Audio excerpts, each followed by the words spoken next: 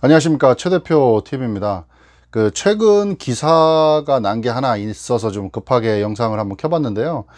최근 기사에 보니까 어떤 방송국에서 이제 공채로 뽑은 개그맨이 이제 방송국 여자 화장실에다가 이제 몰카를 설치를 해서 그게 이제 발각이 돼서 이제 막 언론에서 막 기사거리로 많이 나왔는데, 이제 우리가 이 사건을 보면서 이제 주목할 만한 부분은, 이제 이 방송국 측에서는 이분들은 공채 개그맨이고 우리의 통제를 받지 않기 때문에 방송국 직원으로 볼 수가 없다라는 얘기를 했단 말이죠.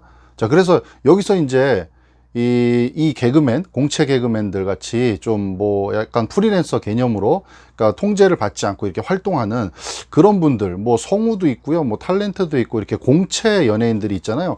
이분들에 대해서 과연 이거를 직원으로 봐야 될 것이냐, 근로자로 봐야 될 것이냐, 또 아니냐, 이제 이런 문제가 생기는데, 자, 여기서 이제 우리가 근로자, 이제 요즘에는 이제 노동자라는 표현을 많이 쓰는데요.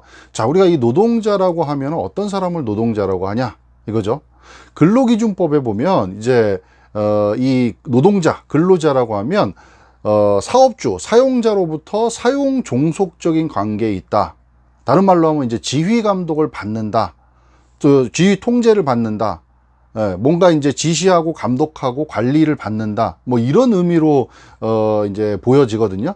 근데 여기서 이제 또 하나 우리가 짚고 넘어가야 될 거, 최근에 이제 고용 안정 장려금 이런 거 나올 때 특고 근로자 이런 얘기 많이 들어보셨을 거예요.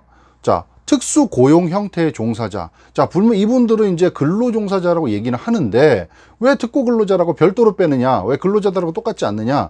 이분들은 좀 다른 근로자라는 거죠. 근로 형태는 노동자, 근로자의 형태가 맞는데 대통령령으로 이분들은 근로자가 아니라고 정의를 내려놨습니다. 그래서 가끔 이제 착각을 하시는 분들은 이분들을 그냥 개인 사업자라고 알고 계신데, 이분들을 사업자가 아니죠. 사업자 등록을 내지 않습니다.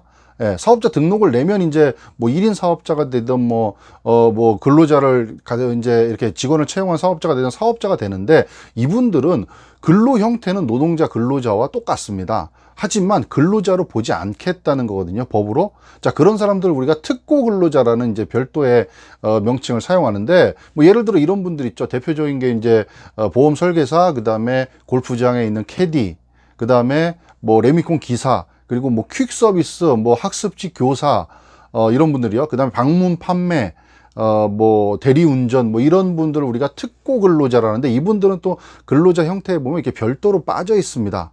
자, 그러면 이제 아까로 다시 돌아가서 방송국에서 이제 뽑은 그런 공채 연예인들은 과연 어떤 근로자에 해당이 될 것이냐, 이거죠. 자, 여기서 이제 몇 가지의 판례가 있는데, 그런 걸 보면은 어떻게 대부분이 결정이 되냐면, 근로기준법상으로 봤을 때는, 아까 근로기준법상으로는 근로자는 지휘감독과 사용 종속적인 관계에 있어야 된다고 말씀을 드렸습니다. 그러니까 근로기준법상으로 봤을 때는 이분들은 근로자성이 없다라고 판단을 합니다. 하지만 여기 보면 이제 노동조합법상에는 근로자로 판단하는 근거를 사용 종속적인 관계가 아니라 경제적, 조직적인 종속 관계라고 또 표현을 합니다. 그러니까 이분들은 여러 가지 판례들이 나온 거를 보면 근로기준법상에는 근로자에 해당은 되지 않지만 노동조합법상에는 근로자에 해당이 된다, 이렇게 얘기를 하고 있습니다. 자, 그래서 우리가 근로자냐 아니냐에 따라서 여러 가지 달라지는 것들이 많죠. 근로자로 인정이 되면, 이제 근로기준법상의 근로자로 인정이 되면 4대 보험을 가입을 해야 된다든가, 아니면 퇴직금을 줘야 된다든가, 여러 가지 이제 조건들이 다 따라 붙습니다. 근데 이분들은 근로기준법상에는 근로자가 아니지만 노동조합법상에는 또 근로자로 볼 수 있다라는 이런 내용들입니다.